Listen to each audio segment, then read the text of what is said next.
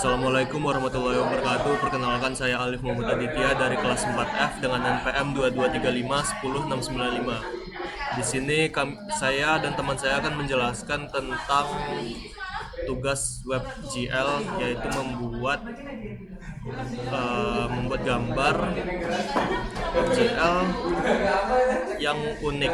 Di sini kami membuat objek abstrak, yaitu ada orang, lalu ada gunung dan ada cahayanya.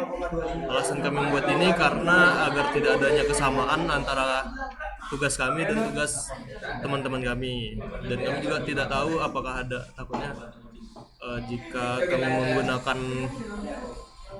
gambar lain akan terjadi kesamaan. Oke, baik, di sini saya akan menjelaskan tentang codingannya.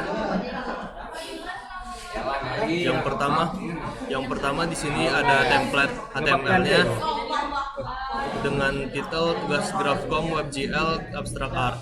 Lalu ada CSS-nya dengan variabel pertama yaitu body dengan margin yaitu 0, display flex, justify content center, line item center, tingginya 100 ph, background colornya putih. Lalu ada variabel canvas dengan border 1 pixel dengan dengan bentuk solid dan berwarna hitam. Lalu di sini ada elemen untuk membuat canvas dengan lebar 500 dan tinggi 500 dengan ID my canvas. Lalu di bawah sini ada JavaScript. Yang pertama ada variabel canvas untuk menginisialisasi WebGL tersebut. Lalu di sini ada function create circle vertices dengan parameter center X, center Y, radius, dan 6 segments. Lalu di sini menggunakan for dengan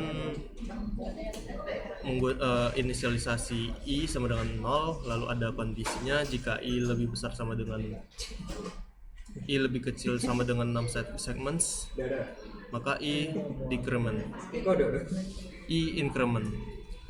Lalu ada variable angle yang dimana i akan dikalikan dengan 2 dan dikali dengan matPi dan dibagi dengan 6 segments. Lalu di sini ada circle vertices untuk nge-push, yang dimana parameternya ada center X ditambah radius dikali mat cos, lalu angle. Lalu return circle vertices untuk mengembalikan nilai circle vertices. Lalu di bawah sini ada function in buffer untuk menambahkan buffer, dan function in color buffer untuk menambahkan warna pada buffer. Oke, selanjutnya akan dijelaskan oleh teman saya. Assalamualaikum warahmatullahi wabarakatuh. Perkenalkan, nama saya Halil Fariza, NPM 2235 Di sini saya akan menjelaskan di bagian vertices. Itu ada parallelogram, circle 1, circle 2, triangle, dan square. Di bagian parallelogram itu bagian koordinat untuk menentukan 4 titik yang membentuk paralelogramnya. Dan di circle 1 dan circle 2 itu menggunakan fungsi create circle vertices untuk membuat vertices sebuah lingkaran dengan pusat dan radius yang tertentu dengan serta sejumlah segmen 50. Dan di bagian triangle itu bagian membuat segitiganya, dan di bagian square itu untuk membuat di bagian triangle-nya. Di bagian per color itu ada parallelogram color, one color per vertex, dan circle 1 color, circle 2 set color, triangle color, dan square color. Itu mengasih warna di bagian parallelogram colornya. Ada 1,0, 0,9, 0,0, 1,0 dan selanjutnya. di circle 1 color dan circle 2 color di bagian array 51 field itu membagikan warna yang sama untuk setiap vertex lingkarannya. Di bagian triangle dan square-nya itu untuk vertex dengan warna yang sama. Di bagian vertex buffer ini buffer GL vertex dan var color buffer ini color buffer GL color itu untuk menganalisis buffer vertex, dan di bagian colornya itu menganalisis buffer warnanya. Dan di bagian vertex kodenya atribut vec2 koordinatnya, dan sampai selanjutnya di bagian frac kode precision medium floatnya itu untuk atribut yang posisi koordinatnya. Dan di bagian colornya atribut vec4 color itu bagian untuk memberikan warnanya, dan variabelnya untuk mengirim warna ke fragment Sanders. Dan GL positionnya itu menentukan posisi vertex di layar. Dan selanjutnya di F color itu untuk menerima warnanya, dan di frac colornya untuk menentukan warna akhir. Saya Alfariza akan menjelaskan sedikit di bagian translasi, skalasi, dan rotasinya, yaitu di bagian function set transformasi GL transform log, di bagian vertangle performance now dibagi 1000 itu menghitung detiknya sekitar 1000 kali per detik untuk mendapatkan nilainya dalam satuan detik, dan nilainya ini digunakan sebagai sudut rotasinya. Seiring berjalan waktu, sudut rotasinya akan terus bertambah. Di bagian var cos, make cos angle itu untuk fungsinya untuk menghitung nilai kosinus dan sinus dari sudut rotasi yang telah dihitung. Di bagian var sin, di bagian var sin 0,5 dan var translate 0,5, translate x dan translate y itu untuk mengatur skala keseluruhan objek nilainya 0,5, dan ditetapkan akan membuat objek menjadi setengah dari ukuran aslinya. Jadi variabel translate x dan translate y itu digunakan untuk mengatur pergeseran objek pada sumbu x dan sumbu y. Jadi nilai 0,5 ditetapkan akan menggeser objek ke tengah bidang dalam gambar. Di bagian var transport new float 32 array yaitu cos skale min sin kali skale 0,0 itu bagian array yang diisi dengan nilai-nilai yang sesuai dengan operasi rotasi, skala, dan translasi. Elemen yang berada di diagonal utama dari kiri atas ke kanan bawah itu untuk menentukan rotasi dengan skala pada masing-masing sumbu. Elemen-elemen ini di kolom terakhir menentukan translasi pada sumbu x dan y-nya. Dan di bagian GL uniform matrix 4 VV transfer log false dan transform itu bagian fungsinya untuk mengirimkan matriks transformasinya yang telah dibuat oleh program shaders.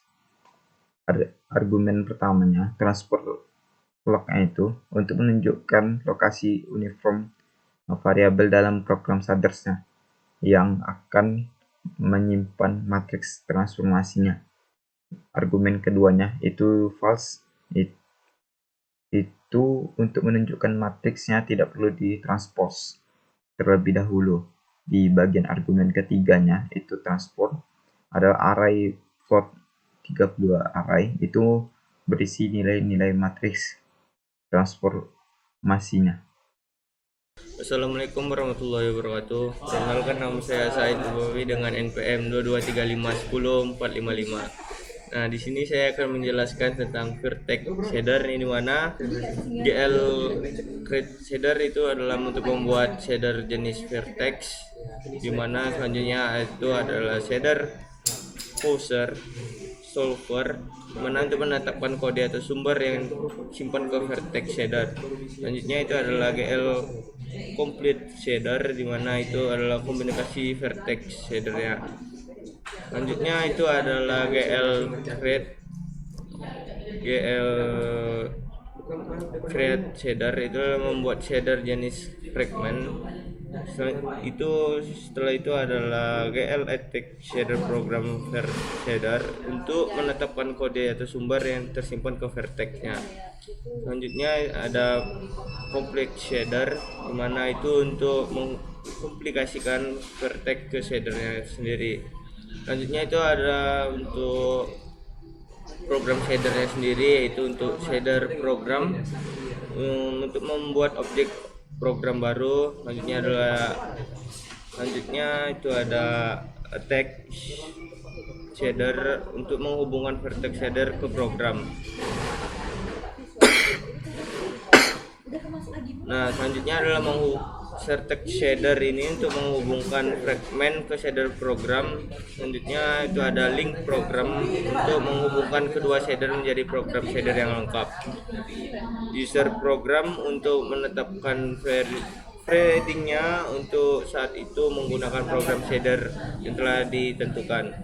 Selanjutnya itu ada atribut vertex, menghubungkan atribut vertex untuk koordinat. Yang pertama itu adalah GL atribut shader untuk mendapatkan lokasi atau atribut dari program shadernya itu sendiri. Selanjutnya ada builder full GL, itu untuk menghubungkan vertex buffer ke target array buffernya.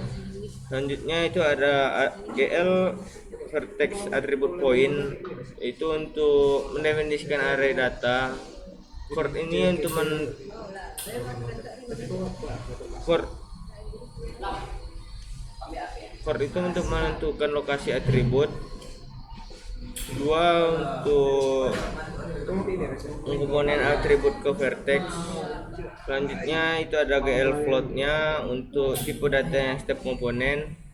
Plus untuk data yang tidak perlu dinormalisasikan. 0 untuk set offsetnya atau offset dari komponen pertama.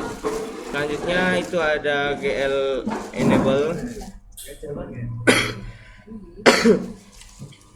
GL enable vertex attribute, itu untuk mengaktifkan atribut chordnya.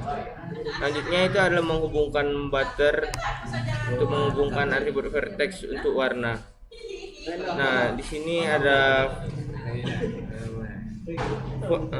for color GL, itu untuk mengatur koordinat tetapi untuk atribut colornya.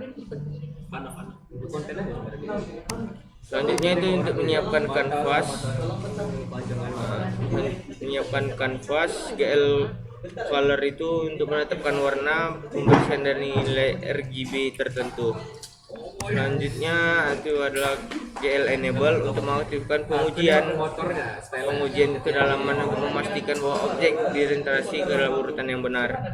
Selanjutnya GL clear untuk memastikan butter warna yang telah bersih. Itu ada viewport untuk menetapkan viewport untuk mencakup ke seluruh kanvas.